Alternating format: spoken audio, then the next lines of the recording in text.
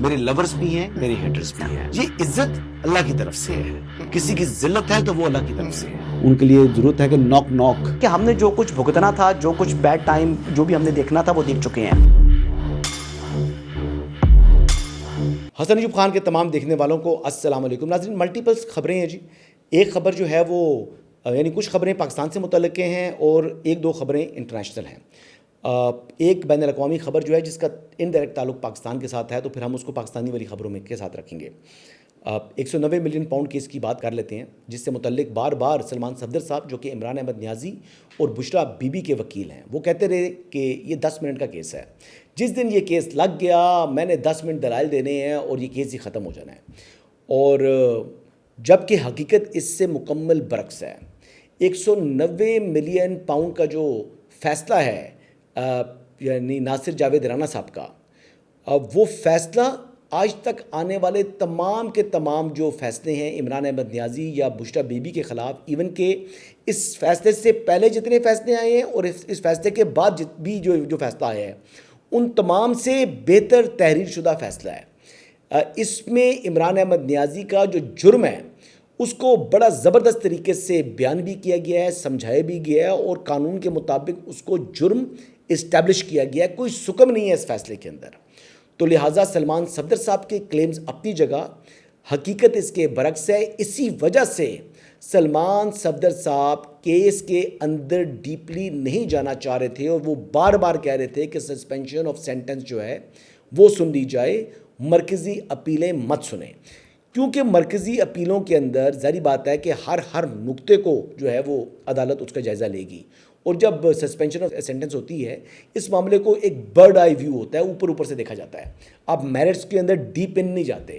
تو اس وجہ سے سلمان صفدر صاحب بھاگ رہے تھے. لیکن جو طے شدہ اصول ہے اس کے مطابق اسلام آباد ہائی کورٹ کی جانب سے یہ فیصلہ آ گیا ہے کہ جناب ہم نے اس مقدمے کو اب سماعت کے لیے مقرر کرنا ہے اور 7 مئی کو اس کی سماعت ہوگی.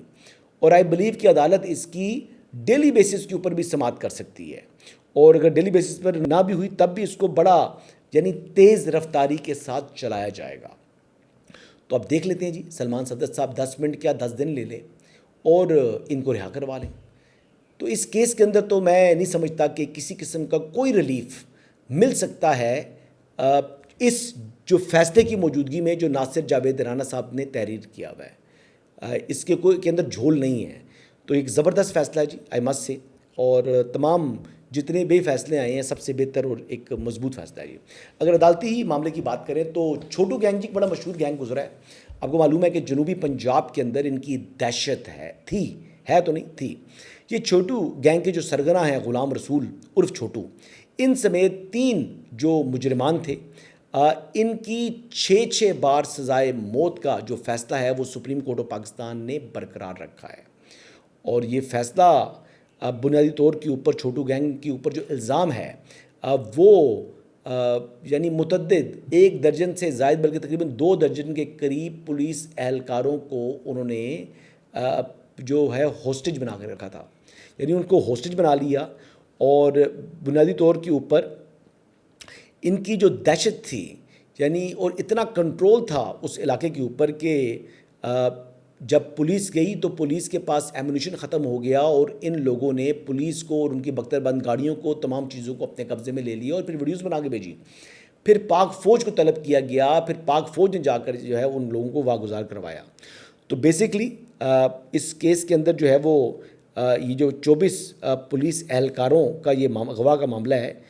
تو جو فیصلہ ہے جی وہ برقرار رکھا ہے. اور پنجاب کے جو ایڈیشنل پروسیکیوٹر جنرل پنجاب تھے اختر حسین رائے، انہوں نے عدالت کو سیٹسفائی کیا کہ جو فیصلے کے خلاف اپیل ہے وہ یعنی منظور نہ کی جائے. اور پھر عدالت نے اس کو منظور نہیں کیا بلکہ ہائی کورٹ کے فیصلے کو برقرار رکھا اور ان کی جناب جو سزائے موت ہے اب وہ ان کو یعنی برقرار رکھا ہے 6 بار. یعنی 6 بار ہوتا یہ ہے کہ ایک دفعہ اگر سینٹنس دی، یعنی یہ بیسیکلی علامتی طور پر زیادہ ہے. ایک مرتبہ بھی سزائے موت ہو تو سزائے موت ہے، بندہ مر گیا. لیکن یہ اس کو امپلیمنٹ کریں گے نہیں کریں گے کیونکہ FATF کی وجہ سے کچھ ایسی چیزیں ہوتی ہیں کہ جن کے حوالے سے چیزوں کو آپ امپلیمنٹ نہیں کرتے. وہاں پر آپ کا جو GPS پلس کا سٹیٹس ہے اس کو مد نظر رکھتے ہوئے تو کئی ایسے ملزمان ہیں جن کی سائے موت ہوئی ہے لیکن وہ ایگزیکیوٹ نہیں ہوتی. جبکہ جی اسی کیس کے اندر میں بات کروں تو 2 ملزمان کو کم عمری کے سبب جو عمر قید کی سزا سنائی ہے، جو کہ عمر قید بھی ڈیفائن کی گئی ہے 20 ایئرس. اور یہ بیسکلی اسی جو ایف آئی آر کے اندر ہائی کورٹ نے پہلے ہی 8 جو ملزمان تھے ان کو بری کیا تھا، تو باقی دیگر جو ملزمان تھے ان کو مجرم قرار دیتے ہوئے سزائیں سنائی تھی. بہرحال جی آگے بڑھتے ہیں اور بات کرتے ہیں 1 کانسٹیٹیوشن ایونیو کی. 1 کانسٹیٹیوشن ایونیو سے متعلق محسن نقوی صاحب نے رات کو ان کا قذافی اسٹیڈیم کا جب پی ایس ایل کا فائنل چل رہا تھا اس میں ان سے سوال کیا گیا تو انہوں نے بڑے واضح اور دو ٹوک انداز میں کہا جی کہ میں اپنے موقف کے اوپر اپنی بات کے اوپر قائم ہوں. محسن نقوی صاحب ظاہری بات ہے کانفیڈنٹ دکھائی دے رہے ہیں. انلیگلٹی تو یقینی طور کے اوپر موجود ہے. جو پلاٹ جس کمپنی نے لیا تھا وہ ڈیفالٹ کر گئی. ایشو یہ نہیں ہے کہ محسن نقوی صاحب نے جو کارروائی کی ہے وہ غلط ہے. ایشو وہ غلط نہیں ہے، کارروائی درست ہے، لیکن کارروائی کرنے کا وقت غلط ہے، ٹائمنگ غلط ہے. اور عدالتی ریٹن آرڈر سے پہلے کارروائی کرنا درست نہیں ہے. رات کو 2 بجے کے وقت جا کر لوگوں کے گھروں کو دروازوں کو کھٹکھٹانا یہ طریقہ کار مناسب نہیں ہے. تو یہ بنیادی ایشوز ہیں. اس کے علاوہ ابھی بات ہو رہی ہے جی کہ گور اعجاز صاحب جو ہیں وہ بڑے قریبی دوست ہیں محسن نقوی صاحب کے، اور گور اعجاز صاحب سے متعلق جو ہے وہ بات کی جا رہی ہے کہ وہ انٹرسٹڈ ہیں اس لینڈ کو ایکوائر کرنے یا اس پروجیکٹ کو ایکوائر کرنے کے حوالے سے. محسن نقوی صاحب کا قریبی تعلق ہے تو پھر یعنی شفافیت کا بیسکلی تقاضا یہ ہے، چاہے وہ میرٹ پر بھی ہوں ان کو خود کو الگ کرنا چاہیے اس ٹرانزیکشن سے. اس بزنس وینچر یا ٹرانزیکشن کے اندر پھر گور اعجاز صاحب کو بھی شامل نہیں ہونا چاہیے. اور یہی مختلف اینکرز کل اور پرسوں سے باتیں کر رہے ہیں. چلیں جی یہ لیٹ سی کہ یہ معاملہ کس طرف آگے بڑھتا ہے. اگلی بات یہ ہے جی کہ آفتاب بگٹی صاحب، میر سرفراز بگٹی جو کہ چیف منسٹر بلوچستان ہیں، ان کے چھوٹے بھائی، ان کا جو وہاں پر معاملہ تھا وہ معاملہ وہاں پر جو جھڑپیں جاری تھیں ان میں سے ایک دہشت گرد جو ہے وہ جہنم واصل کر دیا گیا ہے، جبکہ ایک جو زخمی ہے اس کو بھی حراست میں لے لیا گیا ہے. کچھ تھوڑے بہتے آفتاب بگٹی صاحب بھی زخمی ہوئے ہیں اور ایک ان کا جو اہلکار تھا ان کے ساتھ وہ شہید ہو گیا ہے. اور یہ وہ قبائلی فیملی ہے جو کہ یعنی اپنے خون کے ساتھ ریاست پاکستان کے ساتھ وفاداری کر رہی ہے. یہ لوگ خراج تحسین کے مستحق ہیں. اور جو شہید ہوا اس بندے کے حوالے سے سرفراز بگٹی صاحب بھی جو ہے وہ غمزدہ ہیں، اور آفتاب بگٹی جو کہ زخمی ہیں وہ بھی خاصے اپنے جو ساتھی کی جانے پر جو ہے وہ غمزدہ ہیں. اللہ تعالیٰ جی ان کے درجات بلند فرمائے اور جو سوگواران ہیں ان کو صبر جمیل عطا فرمائے. 2 بچے بتائے جاتے ہیں جی اس اہلکار کے، اور یعنی 28 سال اس کی عمر تھی اور وہ پاکستان کے لیے شہید ہو گیا. آگے بڑھتے ہیں جی. لیڈی ہیلتھ ورکرز کی تنخواہوں کا معاملہ ہے. انہوں نے دھرنا دیا ہوا ہے اس وقت اسمبلی جو کے پی کے اسمبلی کے باہر، اس وہاں جو چوک ہے وہاں پر 10 ماہ سے تنخواہ نہیں دی ہوئی جی. لیکن چیف منسٹر صاحب جو ہیں اس قسم کی گفتگو کرتے ہیں، یا کبھی وہ کہتے ہیں جی کہ لپٹنا پلٹنا پلٹنا جھپٹنا، اس سے زیادہ ان کو کام کو آتا نہیں ہے. ہاں 6 مئی کو وہ پھر مانسیری کے اندر جلسہ کریں گے، اور اس جلسے کرنے سے بہتر ہے کہ جو ورکرز ہیں صوبے کے اندر کام کرنے والی لیڈی ہیلتھ ورکرز ان کی تنخواہیں ادا کریں. مختلف احتجاج ہوتے ہیں لیکن ہمارا جو مین سٹریم میڈیا ہے وہ اگنور کر دیتا ہے جی. یہ وہ لوگ ہیں جو کہ بیسکلی انڈر پریولیجڈ جو آپ کے معاشرے کے جو حصہ ہیں یہ، تو ان کے لیے گورنمنٹ کو ان کو اپنی پہلی ترجیح رکھنا چاہیے، جو کہ انفارچونیٹلی ترجیح نہیں ہے. آگے بات کرتے ہیں کہ انٹرنیشنل خبروں کی طرف بڑھتے ہیں. ایک تو آپ کو علم میں ہوگا کہ امت مسلمہ کے عظیم لیڈر ہیں عمران احمد نیازی صاحب. ان کے بیٹے ہیں قاسم نیازی صاحب، سلمان نیازی صاحب، اور ایک ان کی والدہ ہیں جی جمائمہ گولڈ سمتھ. اب اور ایک وہ بیسکلی جمائمہ گولڈ سمتھ ساتھ پھوپھی بھی لگتی ہیں ٹیریان جیڈ وائٹ کی، کیونکہ رہتی ہیں وہ ان کے ساتھ. ظاہری بات ہے وہ ان کا رہنے کا مقصد کوئی نہیں ہے. جمائمہ کے در اور وہ ٹیریان کے در تو میرے خیال سے پھوپھی لگتی ہیں، وہ زیک کی بیٹی ہیں، کسی اور کی بیٹی ہیں. بہرحال بات یہ آ گئی ہے جی کہ جمائمہ گولڈ سمتھ صاحبہ جو ہیں وہ زندگی کے اندر ایک نیا سفر کا آغاز کرنا چاہ رہی ہیں. عمران خان صاحب سے جب ڈیورس ہوئی تھی اس کے بعد تو عمران خان صاحب 2 شادیاں کر چکے ہیں. ایک تو انہوں نے شادی کی تھی ریحام خان صاحبہ سے اور دوسری شادی ان کی اب بشرا بیگم کے ساتھ ہے. جمائمہ گولڈ سمتھ نے جب عمران خان صاحب سے شادی کی تھی تو وہ مسلمان ہو گئی تھیں. تو اب جس شخص سے ان کی شادی ہو رہی ہے ایک بنیادی سوال ہے. ان کا نام کیمرون اوریلے ہے اور بتایا جاتا ہے جی کہ وہ بلینئر ہیں, کو بہت امیر آدمی ہیں. 62 سال عمر بتا رہے ہیں کہ اس شخص کی 62 سال عمر ہے. سوئٹزرلینڈ کے اندر یہ شادی کریں گے, جو مرضی کریں جی. میں خالی پوچھنا چاہ رہا ہوں کہ دوبارہ مسلمان سے عیسائی ہو چکی ہیں, کرسچن ہو چکی ہیں یا نہیں ہوئی. اگر تو یہ اس وقت یعنی جمائمہ مسلمان ہیں تو پھر اہل کتاب کے ساتھ امت مسلمہ کی سابقہ اہلیہ اور ان کے بچوں یعنی قاسم اور سلمان کی جو والدہ تو رہیں گی نا جی. عمران خان صاحب کا رشتہ ختم ہو سکتا ہے, قاسم کا اور سلمان کا رشتہ تو ختم نہیں ہوگا. تو کیا قاسم اور سلمان کی جو والدہ ہیں جو کہ مسلمان تھیں, کیا انہوں نے اپنا مذہب تبدیل کر لیا ہے, دوبارہ کرسچن ہو گئی ہیں یا وہ جیو ہو گئی ہیں؟ اور اگر وہ مسلمان ہیں تو پھر عیسائی کے ساتھ شادی کس طرح کر رہی ہیں؟ تو یہ مجھے سمجھ نہیں آ رہی. ویسے بہرحال یہ اس کی کلیئرٹی جو ہے اگر آ جائے تو بہتر ہے.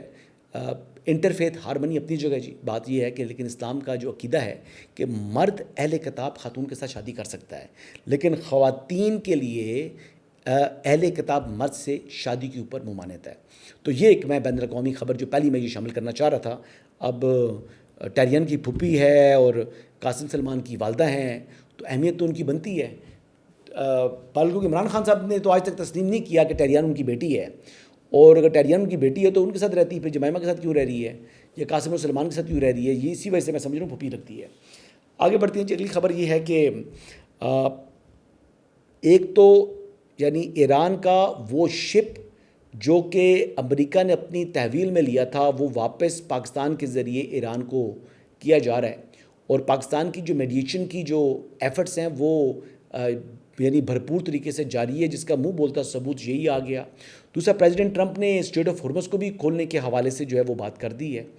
اب لیٹ سی جی کہ وہ کھلتا ہے, اور اس کھلنے کے بعد یہ ایک سی بی ایم کے طور پر دیکھا جا رہا ہے اس عمل کو. کچھ لوگ جو ہیں گزشتہ روز ایران کے حوالے کیے تھے جو کہ اس پوزیس شپ کے اوپر جو ہے وہ موجود تھے, اور کچھ لوگ آج 22 کے قریب جو ہے وہ اسلام آباد سے دوبارہ ایران کے حوالے کیے جا رہے ہیں.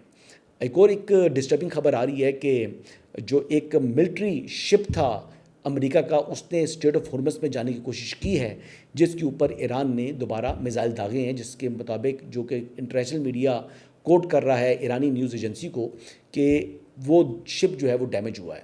امریکہ کی جانب سے اس وقت تک اس کی کنفرمیشن نہیں آئی, لیکن یہ جو سی بی ایم کے بعد جو یہ ایپیسوڈ ہوا ہے یہ کوئی سپوائلر ہے یا امریکہ نے ڈبل گیم کی ہے, یہ بات جو ہے ایک چند گھنٹوں میں واضح ہو جائے گی. لیکن بہرحال اس وقت تک یہ کہا جا سکتا ہے کہ پاکستان جو ہے وہ اپنے طور کے اوپر مکمل بھرپور اپنی کوششیں جاری رکھے ہوئے ہیں.